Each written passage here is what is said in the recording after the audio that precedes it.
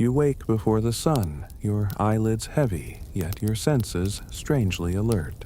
The scent of salt is already in the air, faint but sharp, carrying the promise of horizons yet unseen. The deck above you groans as if stretching awake, each timber joint murmuring in protest against the weight of the day. You feel the gentle sway of the ship beneath your feet, a rocking that has become almost instinctive, the rhythm of wood against water embedding itself in your chest like a heartbeat. Around you, shadows of sailors move methodically, their boots clattering against the planks, voices low but sharp, issuing orders that ripple through the ship like waves. Your hands instinctively reach for the rail, fingers brushing against the damp, rope that coils like a sleeping serpent along the edge of the deck. The rope is rough, splintering slightly under your touch, smelling of tar and wet wood, and somehow grounding you in this floating, creaking world. The wind, still cold and carrying hints of distant fog, brushes your face, teasing stray hairs across your forehead. You inhale deeply, tasting the briny tang of the sea, and for a moment, the world feels vast, endless, and waiting. You step up to the deck fully, and your eyes sweep over the crew, men and boys, weathered and young, alike, move with a precision that has been honed by months, sometimes years, at sea. Some are climbing the rigging already, ropes in hand, pulling, tightening, adjusting, their muscles straining with familiar effort. Others tend to the sails, the canvas stiff and cold, rattling against the masts with each subtle gust. Every movement is purposeful, every glance carries understanding. You realize immediately that here, hesitation is dangerous. Every knot undone, every rope slack, every misread order could cost far more than pride. It could cost a life. The first rays of sunlight pierce the horizon, painting the clouds with streaks of gold and pink, and the sea seems to catch fire in reply. The ship lurches slightly with the swell, as if nudged by some unseen hand, and you stumble just a fraction, catching yourself on the edge of a coil of rope. You notice the sound of it, the slap against the deck, wet and heavy, blending with the cries of seabirds wheeling overhead. Somewhere, a bell chimes softly, announcing the dawn and the beginning of labor that will stretch endlessly, ceaselessly, until the sun sinks again. The captain appears, a figure rigid and imposing, moving with the authority of one who has conquered both the sea and the souls of those who sail it. His eyes sweep the deck, and you feel them linger on you, measuring, judging, noting how you carry yourself, how you hold on to the deck's timbers as if afraid of letting go. His presence is heavy, a quiet command that does not need words to demand obedience. You feel your pulse quicken slightly, not from fear alone, but from the gravity of stepping fully into a world that does not forgive mistakes. The sailors begin calling to one another, voices rising in patterns of coordination, a rhythm you cannot yet fully decode, but somehow instinctively recognize. "Haul starboard!" shouts one, and ropes tighten. Canvas strains. The ship responds as if alive, every plank and beam attuned to the will of the crew. "Ready the foresail!" Another cries, and men scramble, climbing, tugging, adjusting, their boots squeaking against wet wood. You follow them, moving instinctively, though you know your steps are unpracticed, untrained in this delicate ballet. A slip here, a hesitation there, and you would quickly be reminded how unforgiving the sea can be. Below deck, the smell of salted wood and damp canvas is stronger, almost suffocating, but the open air above has a sharpness that clears your mind. You glance around at the faces of your fellow sailors, some etched with lines of early aging from sun and wind, others still smooth with youth, both types hardened by the same relentless routine. Eyes meet yours briefly, wary but not unkind, carrying stories you cannot yet imagine. Stories of tempests, of isolation, of nights when the sea itself seemed to whisper warnings only the attentive could hear. You realize quickly that each man here is both a potential ally and a potential hazard, for mistakes at sea are communal disasters. The wind picks up, tugging insistently at the sails, and the ship responds with a deep, resonant groan. You feel it through your legs, through your chest, a reminder that the wood, though sturdy, is alive in its own way. Your hands find the ropes again, gripping tightly as if you can tether yourself to both the deck and the world you left behind. Somewhere above, a sail snaps against the mast with a sharp crack, and a small flurry of words passes among the crew. Commands, warnings, reassurance, all mixed into a language that is new to you, yet incomprehensibly precise. You lean into it, letting it wash over you, feeling the pulse of the ship and the men as one entity. Breakfast is hastily prepared below deck, a meager offering of ship's biscuit and salted meat. You eat quickly, the taste harsh and dry, but nourishing in the minimal way necessary to endure long hours of exertion. Around you, the chatter is muted, almost ritualistic. No one speaks without necessity, yet the atmosphere is alive with unspoken understanding. Each man knows his place, his responsibilities, his limits, and the consequences should he fail. You find a corner to eat, noticing the tight confines, the low ceiling, the smell of sweat and damp wood mingling with the faint aroma of hardtack. You chew slowly, aware that this small act of nourishment is also an act of preparation, a ritual before the challenges of the day begin. Above, the sails are fully unfurled, and the ship begins to leave the sheltered cove. You feel a subtle shift as the water takes hold of the hull, drawing you outward into open space. The horizon stretches endlessly, a line so thin yet so significant, separating the familiar from the unknown. The wind, now stronger, catches your hair, whips your cloak, and presses against your cheeks with sharp insistence. The sea roars softly beneath you, waves lapping and rising, sending spray that cools your hands and face. The motion is hypnotic, steady, endless, and you feel an odd serenity mingled with trepidation. Hours pass unnoticed as the ship picks up speed. You begin to understand the rhythm of life aboard, the constant tug of ropes, the minor adjustments to sails, the shuffle of feet across wet planks, the sharp commands that break the monotony. You feel each movement become part of you, a strange, intuitive dance with wood, rope, wind, and water. You realize that the horizon, which once seemed impossibly distant, is no longer just a line. It is a destination, a challenge, a companion that shifts with each passing hour.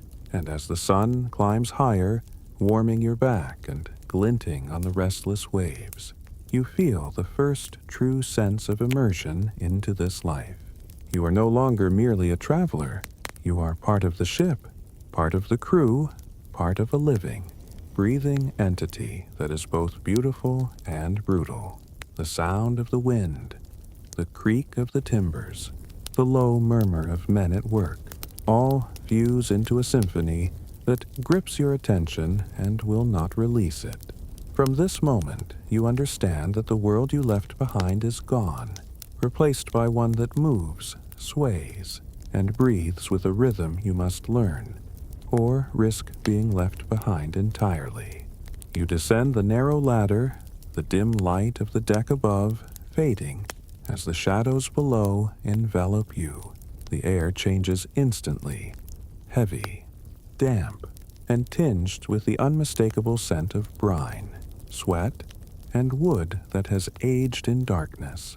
Your hands graze the rough planks of the ladder, fingers instinctively gripping, adjusting to the constant swaying of the ship. Every movement requires precision.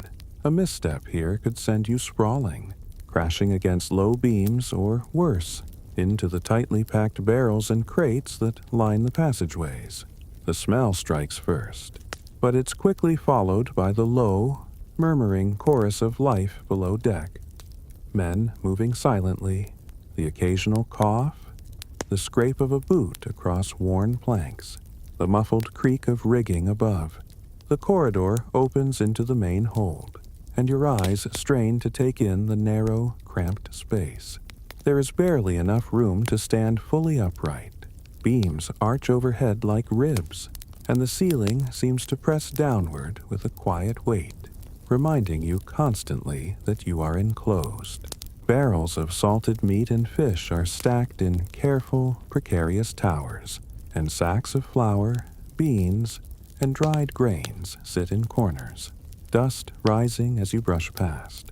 The floorboards are slick with moisture, and a thin trickle of water runs along the seams, as if reminding everyone that the sea above is never far away, even when you are shielded from it. Around you, sailors move with practiced efficiency, navigating the narrow aisles as if they have memorized every inch of the hold. Some crouch to tie barrels, others lift and shift supplies, and a few are bent over small fires in makeshift stoves, preparing the day's minimal rations. Their faces are grim, concentrated, eyes dark from lack of sunlight, yet sharp with awareness. Occasionally, one glances at you with a mix of curiosity and silent warning, measuring whether you belong here, whether you can survive in this hidden, suffocating world that exists beneath the surface. You notice the textures immediately. The rough grain of the wooden beams, the coarseness of the ropes that hang like vines in certain areas, the slick, cold surfaces of iron fittings. Every surface is alive in its own way. Every plank, rope, and nail bears the marks of countless hands, countless journeys. The shadows are almost tangible, pooling in corners and beneath crates, moving subtly with the sway of the ship. They shift as if breathing, following you wherever you step, reminding you that below deck nothing is static, and nothing entirely belongs to you. You make your way past the hammocks strung tightly together, swaying gently with the motion of the sea. Each is occupied by a sleeping sailor, some curled around themselves, others sprawled carelessly, exhausted from hours of work above. The fabric smells faintly of salt and body odor, a stark reminder that this is not merely a workplace but a living organism. Every man a vital organ in the body of the ship. You sense the fragility of it, the thin line between order and chaos, between health and sickness, safety and injury. Every cough, every sudden movement is magnified, bouncing off the timbers and echoing in the confined space. You pause near the galley, the faint warmth and smoke curling upward from the small fire, mixing with the pervasive dampness. A sailor offers you a nod, but no words, his attention fixed on stirring a thick pot of gruel. You step closer to see the contents. A watery mixture of grains, occasionally dotted with scraps of salted meat or dried vegetables. It smells harsh, uninviting, yet nourishing in the crude, utilitarian way the sea demands. You taste a small portion, chewing slowly, noting the dryness of the bread, the saltiness of the meat, the grit of flour in your teeth. It is sustenance, barely sufficient, but essential if you are to endure the hours to come. The air grows heavier as you move deeper into the hold, and the soundscape shifts. The muffled voices of sailors carry, interspersed with the occasional clang of metal, the low groan of timber under strain, and the persistent rhythm of water against the hull.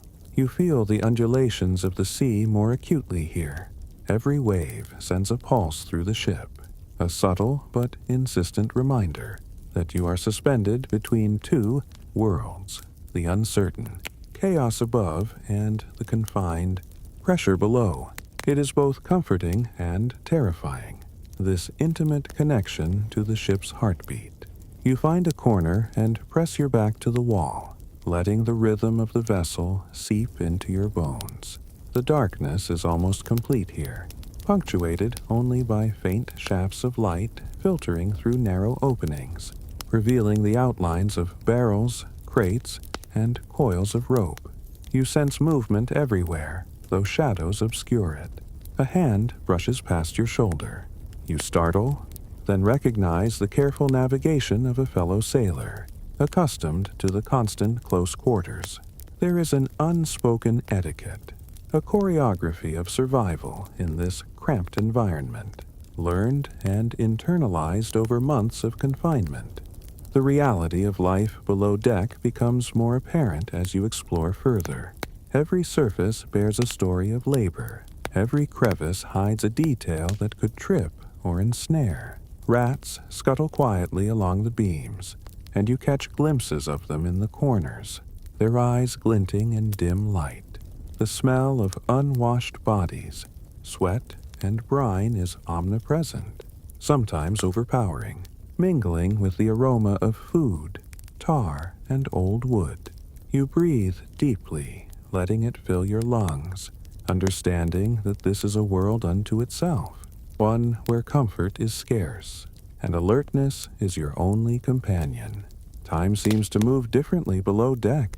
You lose track of hours, caught in the sway of the ship, the low hum of activity, the constant adjustments to ropes and barrels. You begin to notice the little rhythms. A sailor humming a muted tune, the clink of metal as a tool is laid down, the soft murmur of conversation or complaint. Each sound is magnified by the enclosure, creating a layered symphony that is both familiar and disorienting. You realize that below deck, the world is compressed, intensified, every sensation heightened, and every mistake carries weight far greater than on the open deck above. And yet, despite the confinement, a strange intimacy develops. You begin to sense the patterns of the crew, their dependencies, the ways in which they navigate this claustrophobic world without colliding. You understand, almost instinctively, that survival here is not just about strength or endurance. It is about observation, adaptation, and subtle communication. You begin to mirror their movements, anticipate shifts in the ship's motion, and feel a budding connection to the vessel itself, as if it has accepted you, for now, as part of its hidden, beating heart. Hours pass, though it is impossible to say how many. You move from corner to corner, learning the contours of the hold, tracing the shadows, adjusting to the constant motion, inhaling the rich, complex scent of the confined world. You realize that below deck, the ship feels alive in a different way than above. Here, every sound, every smell, every subtle movement of air or timber carries meaning. The sea presses against you invisibly, the waves transmitting a pulse that only the attentive can feel. A pulse that dictates your timing, your steps, your survival. By the time you ascend the ladder to the deck again, the light has shifted, stronger now, illuminating the rigging and sails, the endless expanse of water. Yet the memory of the hold remains. Its smell, its rhythm, its oppressive embrace, and its quiet lessons about endurance, observation, and subtlety. You carry it with you, a hidden anchor as you step back into the open, knowing that below deck is not merely a place, but a world unto itself, a microcosm of the vast, unpredictable sea above. You climb back onto the deck, the sun higher now, spilling gold across the timber and the restless sea. The air is sharper here, tangy with salt, whipped constantly by wind that seems to bite and pull at every exposed inch of skin. Your eyes are drawn upward, to the towering masts and the network of ropes, lines, and pulleys that stretch like a web into the sky. The sails flap gently at first, teasing, before the wind catches them fully, snapping them taut with a sound that vibrates through your chest. You sense immediately that this is both lifeblood and labor. Without them, the ship would be inert. But mastering them demands attention, skill, and constant exertion. A sailor nearby calls, voice hoarse but clear. "Haul starboard main!" The command slices through the air, and the crew responds instantly. You find yourself moving, instinctively, hand gripping rope, boots pressing against the slick deck. The ropes feel alive beneath your fingers, coarse and unyielding, transmitting the tension of the sails above down into your arms. You tug and release in rhythm with the crew, muscles straining, sweat beading along your forehead despite the cool breeze. Each movement must be precise. A slackened line could allow a sail to tear. A misstep could send you tumbling into the deck or overboard. As you ascend the rigging, the ship swaying beneath you, your feet find purchase on the thick, worn ropes, and your hands seek knots that are familiar only to those who have climbed countless times before. The higher you climb, the more the horizon stretches around you, endless and indifferent. And yet the deck below feels impossibly distant. Each gust of wind tests your balance, each sway of the ship a reminder that gravity is not your ally here. You cling, adjusting constantly, muscles burning, palms raw against rope. The world narrows to your grip, your footing, your breath, and the immediate task of shaping the sail to catch the wind just so. The sail is massive, heavier than you imagined. Canvas folds over itself like a stubborn, living creature, resisting your commands until you learn its weight, its mood, its response to the wind. You pull, step, brace, and pull again, the rope biting into your hands, and the sail obeys slowly, reluctantly. Around you, other sailors move with practiced grace, shouting in rhythm, their voices and motions melding into a coordinated force that seems almost choreographed. You follow their lead, synchronizing with the subtle signals and calls, feeling the first real sense of what it means to be part of a crew that must act as one or suffer the consequences. Below you, the deck rolls and pitches with each swell, making even simple tasks complex. You feel the movement transmitted up the masts, a constant, unsettling motion that challenges every instinct of balance. The wind is relentless, whipping your hair, tugging at clothing, filling the sails with power that must be tamed. You discover that every line has a weight, every knot a purpose, and that the difference between control and chaos is often measured in inches, in seconds, in the subtle adjustment of a rope under calloused hands. Time becomes elastic as you work. Minutes stretch and compress in the rhythm of tugs, calls, and adjustments. Sweat drips into your eyes, stings, and you blink it away, tasting salt that is not entirely your own. The muscles in your arms and back protest, screaming reminders of strain. But you push through, understanding instinctively that surrender here is not an option. Each adjustment, each pull, each carefully coordinated motion sustains the ship, and in a strange way, you feel its pulse echoing your own. A sudden gust catches the sail fully, snapping the canvas with a loud crack that reverberates across the deck. You stagger, letting go for a moment to regain your footing, heart hammering. Around you, sailors shout, voices rising above the roar of wind and creaking wood. Commands are exchanged rapidly, a flurry of orders, acknowledgments, and corrections. You leap back into action, gripping rope, pulling with renewed effort, feeling the immediate consequence of delay. The sail begins to yield, bowing under your force, and slowly, deliberately, it settles into alignment. The ship responds, tilting gently, gaining speed, surging forward into the open water. Hours pass in this relentless cadence, hands raw, muscles screaming, but your mind sharpened to an almost meditative focus. You notice the small things, the way a rope responds differently when wet, how a sail creases against the wind's angle, the subtle sway that signals a change in current or approaching swell.